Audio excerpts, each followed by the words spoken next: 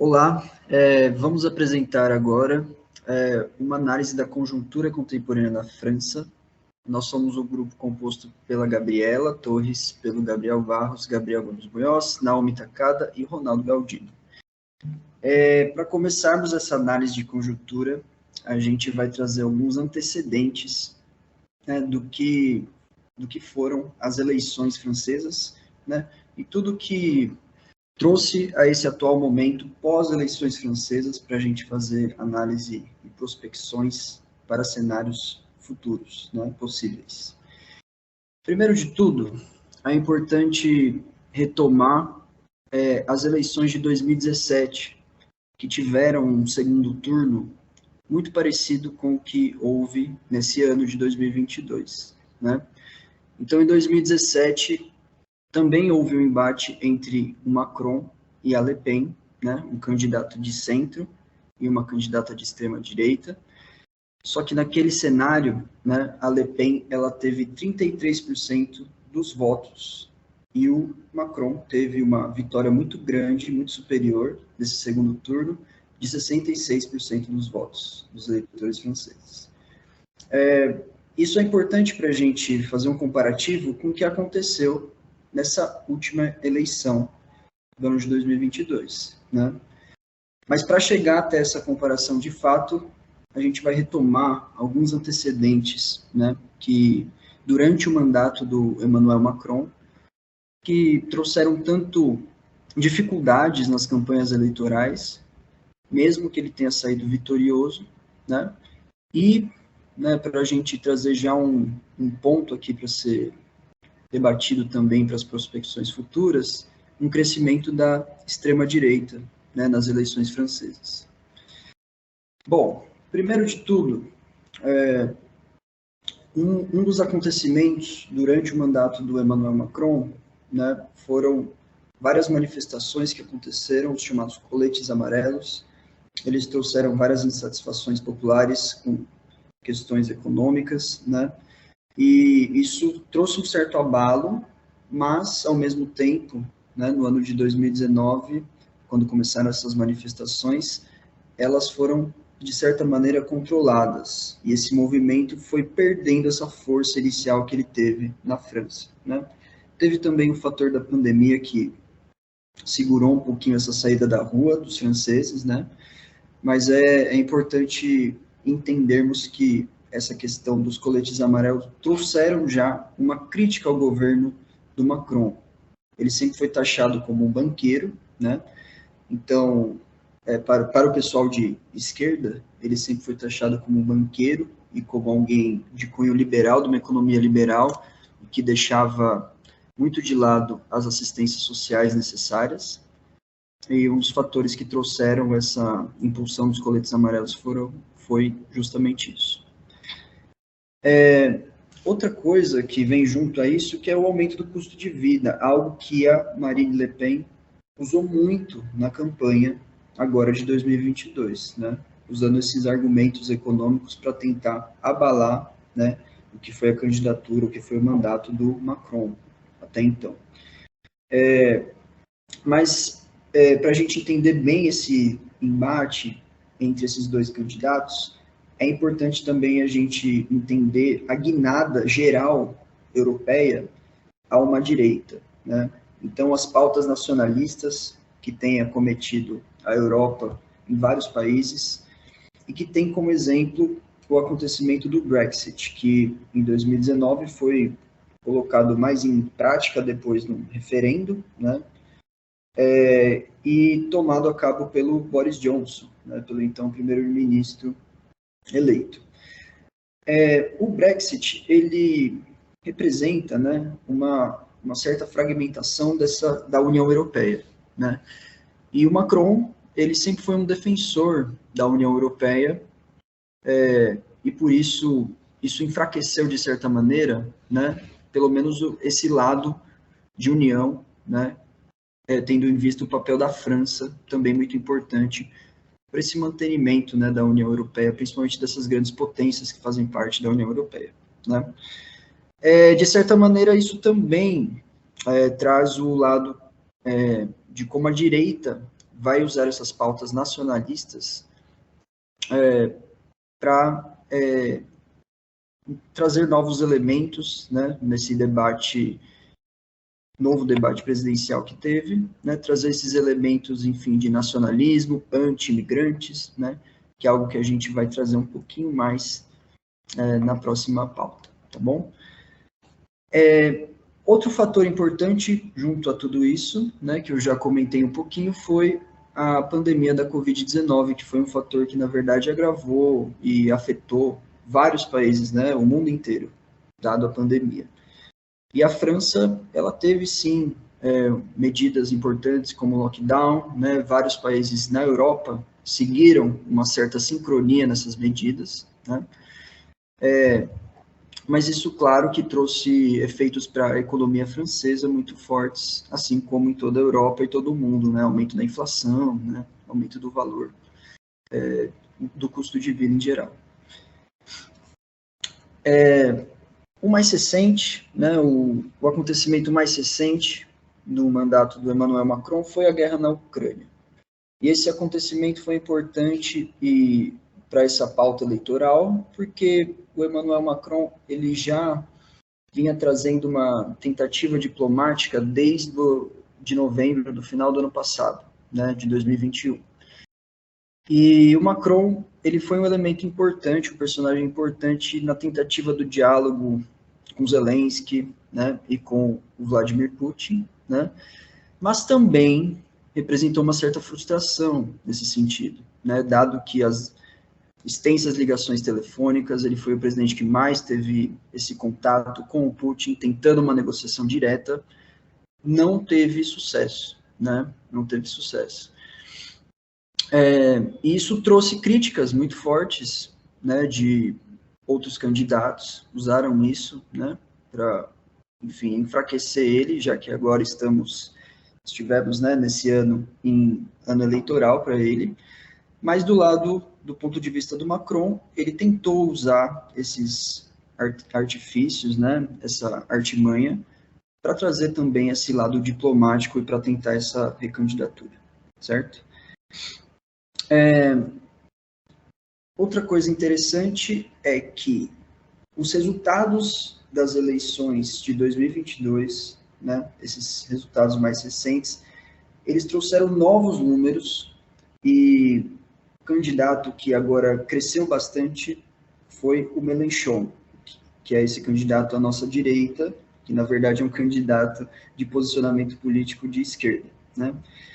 E essa pauta de esquerda, ela cresceu bastante durante o mandato de Macron, justamente pelo fato das manifestações, um pouco dos coletes amarelos também, né, que tiveram um aumento do custo de vida.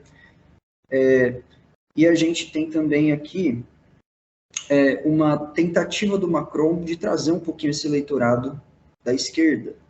Foi justamente quando o Macron se reuniu no ano passado com o presidente Lula, né, com o ex-presidente Lula, aqui no Brasil, para falar sobre alguns assuntos em relação a pautas ambientais e sinalizar, de certa maneira, para a esquerda francesa, né, essa abertura do Macron, já que o ex-presidente Lula, ele é muito famoso na França, ele tem um papel muito importante com essa pauta de esquerda e com a pauta ambiental também, né? E teve também o Eric Zemmour, né, um candidato de extrema direita, um comentarista, um certo outsider, né, na política, que trouxe pautas mais rigorosas e mais extremas ainda que a Marine Le Pen, ou pelo menos pautas que ela defendia mais em 2017 e foi diminuindo um pouquinho, pelo menos no discurso, né, durante esse mandato do Macron. Talvez seja por isso que ela tenha tido um pouco mais de votos, bastante votos, na verdade, 8% a mais do que em 2017. Mas, de certa maneira, essa candidatura do Eric Zemmour, ela traz para a gente um outro patamar da direita que, no segundo turno, se somou a Marine Le Pen. Por isso que ela conseguiu atingir uma porcentagem de 41% no segundo turno, né, uma porcentagem muito expressiva, em contraposição Macron, que conseguiu 58% e se tornou, então, eleito na França, o presidente francês. É curioso também ressaltar que nessa eleição, nessa última eleição, a gente teve 28% de abstenção nos votos, né? Então foi um número muito alto desde 1970 que a França não tinha, né, esse comparecimento nas urnas tão baixo, certo? Bom, deixo vocês agora com os elementos estruturais.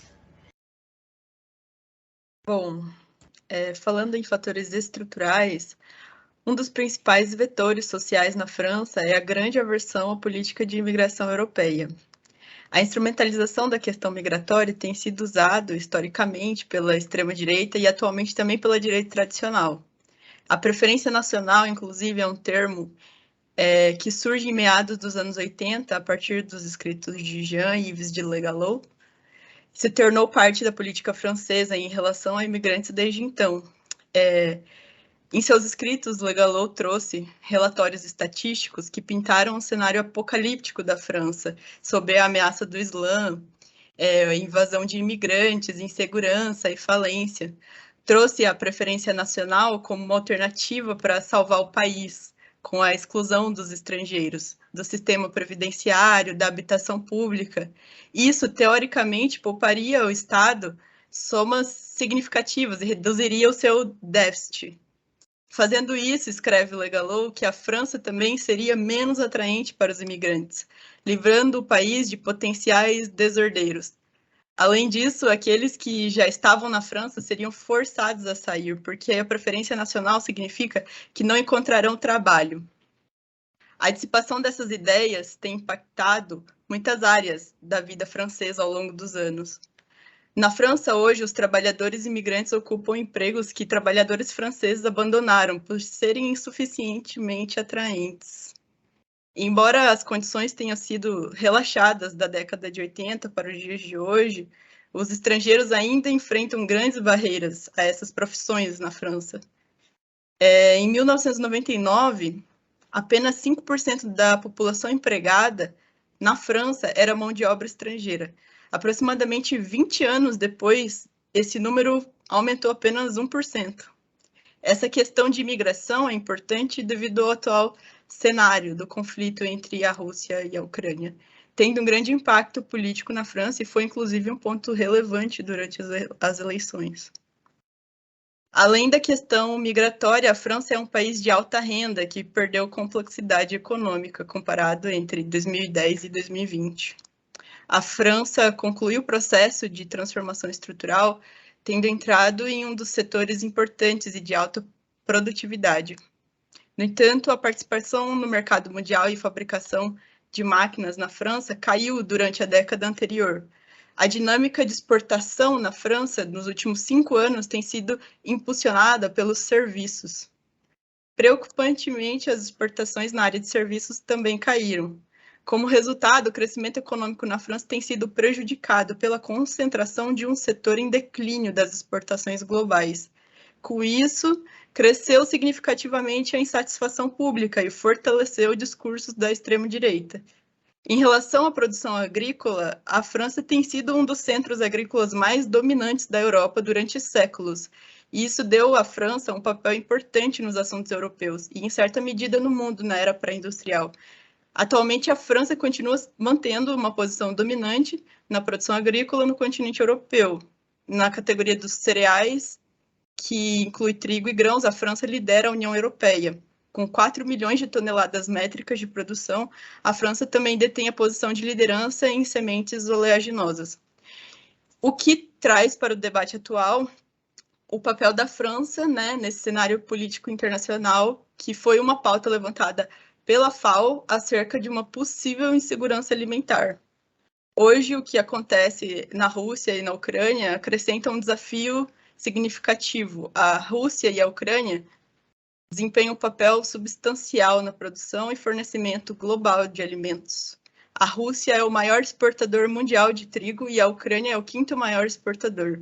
Juntos, eles fornecem 19% do fornecimento mundial de cevada e 14% do trigo, compondo mais de 1/3 das exportações globais de cereais. o que impacta não somente na produção da França, mas também na inflação, o que, né, levanta discussões para cenários possíveis da França.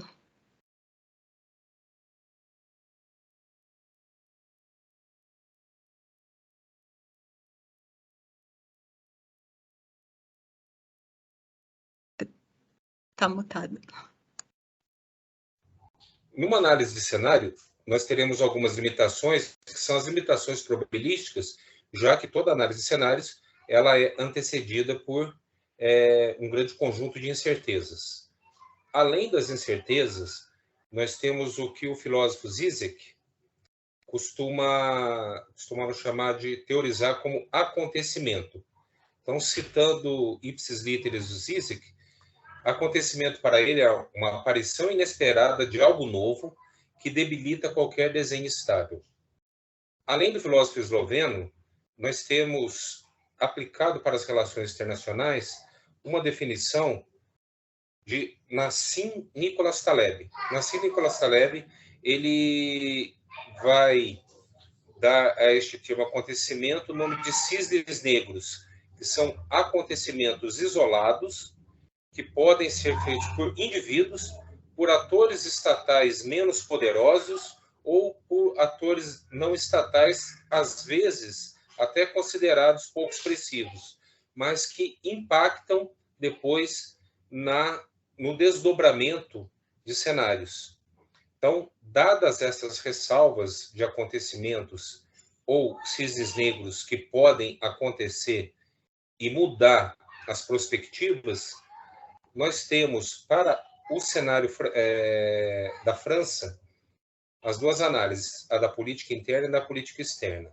Conforme foi dito, as eleições elas foram conturbadas, tiveram um segundo turno e, do lado positivo, o Emmanuel Macron, ele, além de ter ganhado a eleição, desde que François Mitterrand saiu em 1995 da presidência da França, nenhum presidente francês foi reeleito. Então, nós tivemos a reeleição, que é um fator positivo, de aprovação do governo, que, inclusive, a aprovação do governo de Macron estava em torno de 43% no final do mandato. Então, ele tem essa expressividade desses fatores. A reeleição, uma relativa boa aprovação do seu governo. Em contrapartida, o crescimento da Marine Le Pen e de outros candidatos de direita mostram que ele terá dificuldades em governabilidade. E essas dificuldades de governabilidade também se dão do lado da esquerda. Mélenchon também teve uma expressiva votação.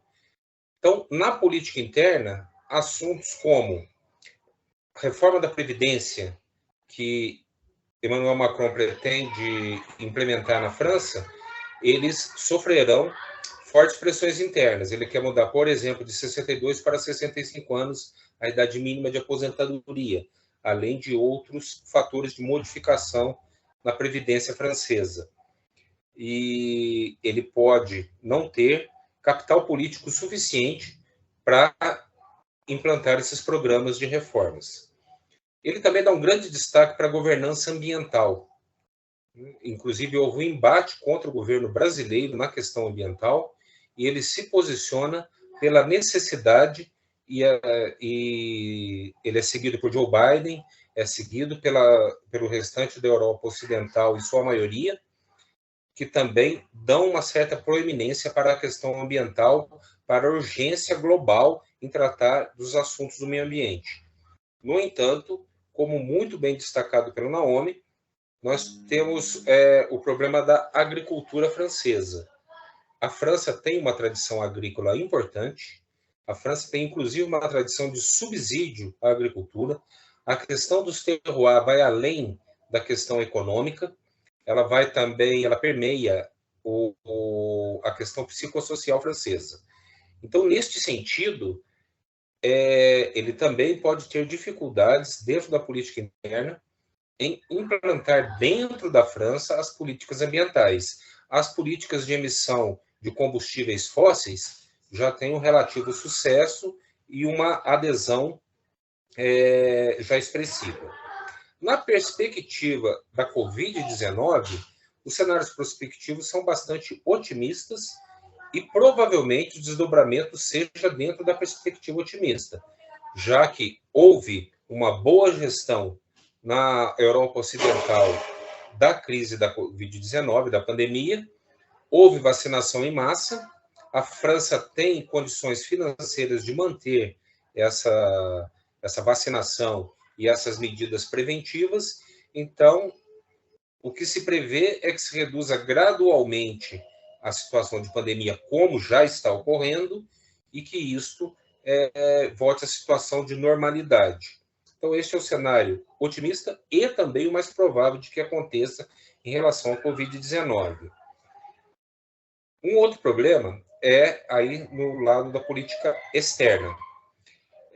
Até quando a guerra na Ucrânia, por exemplo, vai persistir?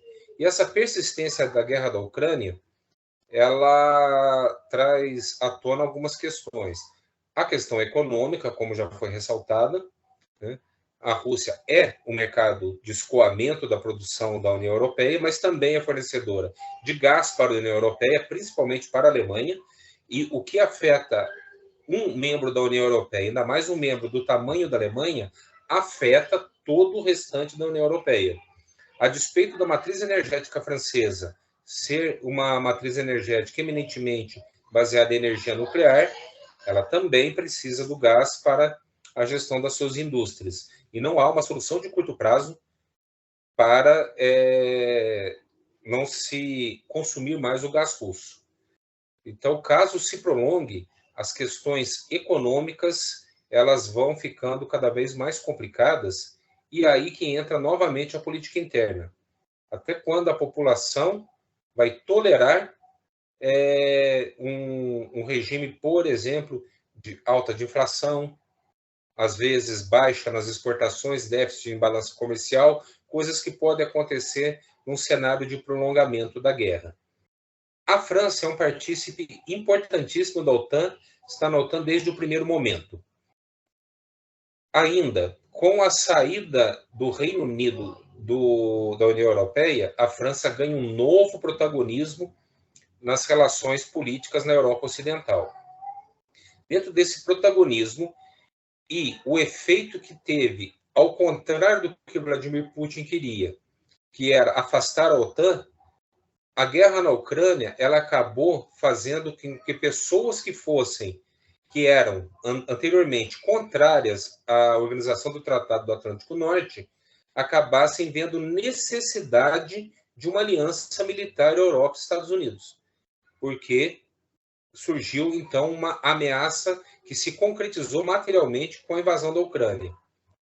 E a resistência russa a mesmo as sanções econômicas e as ameaças que são proferidas constantemente. Até mesmo, essas ameaças não são subliminares, até mesmo ameaças diretas de emprego de armamento nuclear.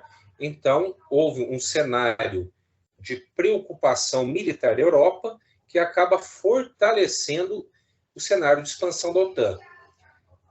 Além da União Europeia e da própria OTAN, que a França sempre teve proeminência nessas duas organizações, cabe lembrar que a França é membro permanente do Conselho de Segurança com direito de veto e tem um histórico alinhamento com os Estados Unidos e Reino Unido, que também são outros dois países que têm assento permanente. Então, em matéria de política externa, vê-se, então, um cenário de fortalecimento das atividades militares e da OTAN. E o discurso do Trump antes de que a Europa deveria colocar mais dinheiro na OTAN, deveria investir mais, acabou sendo corroborado então, pelas atitudes do Putin. Né? Então, os europeus eram arredios a essa ideia, mas agora já não são mais tão arredios, e até mesmo países como Finlândia e Suécia, que não aventavam essa hipótese, agora eles querem concretizar então uma aliança com a OTAN. Abriu uma possibilidade real de dois países que tinham uma tendência de não alinhamento com a OTAN se alinharem. e de fortalecer os partícipes que já estão lá. E, finalmente, nós temos também a questão da imagem pessoal projetada pelo Emmanuel Macron. Apesar de ele ser identificado ora com a esquerda, ora com a direita, né, depende do foco de análise, o Emmanuel Macron ele sai fortalecido pela reeleição, e esse personalismo na política francesa então, pode ser favorável para uma aliança interna que influencie tanto os fatores internos de política quanto a política externa. Na análise conjuntural, então a França ganha um novo destaque, uma nova proeminência. Emmanuel Macron aparece no cenário da União Europeia com a saída do Reino Unido e com a saída da Angela Merkel, não a saída da Alemanha da União Europeia, obviamente, mas a saída da Angela Merkel do cargo de chanceler. Ele acaba sendo um dos políticos mais destacados e mais antigos dentro do cenário da União Europeia. Então, a França ganharia um novo destaque, uma nova precedência na Europa Ocidental na condução da política externa. Cabe agora ver como serão os próximos movimentos dentro da guerra da Ucrânia, principalmente. No cenário brasileiro, nós dependemos de quem será eleito. Houve, inclusive, um embate pessoal entre o presidente Jair Bolsonaro e Emmanuel Macron. E há uma boa relação de Emmanuel Macron com o ex-presidente Lula, que são os dois principais atores políticos brasileiros.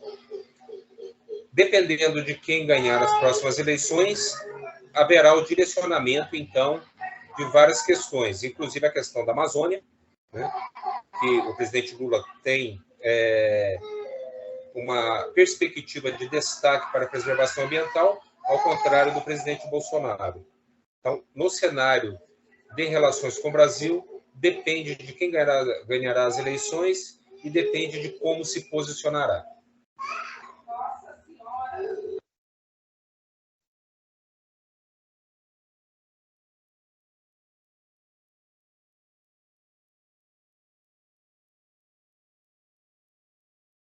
Bom, o primeiro e quiçá o principal ator a ser abordado no contexto da participação francesa na mediação do conflito é o atual presidente francês Emmanuel Macron. Em 2022, ele fez 17 contatos telefônicos e um presencial com Vladimir Putin, além de 25 telefonemas e 2 encontros presenciais com Zelensky. Isso coloca o Macron no centro das tratativas diplomáticas do conflito.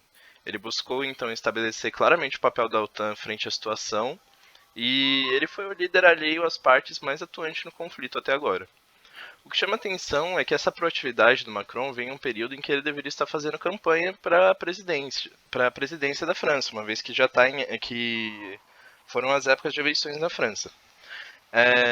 Mas a atuação dele no conflito da Ucrânia não se mostrou como um impacto muito negativo nas intenções de voto. Na última pesquisa antes do segundo turno, ele apareceu em primeiro lugar com 28%, 8 pontos percentuais acima da segunda colocada, a candidata de extrema-direita Marine Le Pen. A Le Pen ela tenta explorar os aspectos do conflito que possam reverter votos para sua legenda. Ela assumiu uma postura pró-Rússia no passado, ela usou uma foto do Putin com ela em um panfleto de campanha, e ela não chegou a romper 100% com o Putin, mas, dada a opinião popular, ela buscou alguma justificativa e buscou se distanciar um pouco com o Kremlin. Ela disse a um canal de notícias francês que pode-se tentar explicar, mas de maneira alguma perdoar ou relevar esse comportamento, se referindo à ofensiva russa na Ucrânia. Enquanto isso, ela tenta angariar capital político. Ela tentou, no primeiro turno, angariar capital político com um aspecto da guerra mais contundente aos franceses, que era a economia. Os preços, principalmente de energia e comida, subiram muito, e a Le Pen ela apelou para uma política econômica mais populista, distanciando um pouquinho as tendências do partido dela. E ela buscou se consolidar na corrida presidencial, assegurando votos de franceses inseguros com os rumos econômicos sobre o Macron. Isso deu resultado, os dois foram para o segundo turno. Já é a segunda eleição seguida na França que fica entre esses dois candidatos, mas o Macron novamente levou a presidência, ficando com 58,6% dos votos, contra 41,4% para Marine Le Pen. Com isso a gente vê que nenhum dos dois é unanimidade na França, e ambos aí vão ter que rever estratégias de campanha e de governo se eles quiserem se manter relevantes no cenário político francês daqui para frente. Fato é que a França ela é uma das figuras, dentro da Europa, uma das figuras principais no conflito, e o Macron ele vai ter grandes desafios agora no que se segue, né, aos assuntos que dizem respeito à guerra na Ucrânia.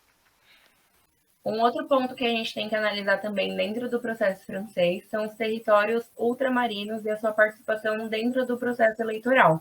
Então, todas essas ilhas, elas são subordinadas à França, né? E a França, num certo sentido, sempre colocou muitos panos quentes dentro dos problemas sociais que existem dentro desses lugares. O que aconteceu no processo eleitoral desse ano foi que, no segundo turno, a maioria dessas ilhas votaram na Le Pen, apoiaram o projeto dela, só que mora uma incoerência aí, porque no primeiro turno, a maioria dessas ilhas votaram no Mélenchon, que é um candidato esquerdista. Então, o que a gente pode extrair disso? Eles não votaram na Le Pen por conta de apoio ao seu projeto, e sim como forma de protesto ao atual governo. Dentro desses lugares, há uma intensa crise social, com muito desemprego, condições precárias, e também vários protestos, principalmente depois da pandemia da Covid-19.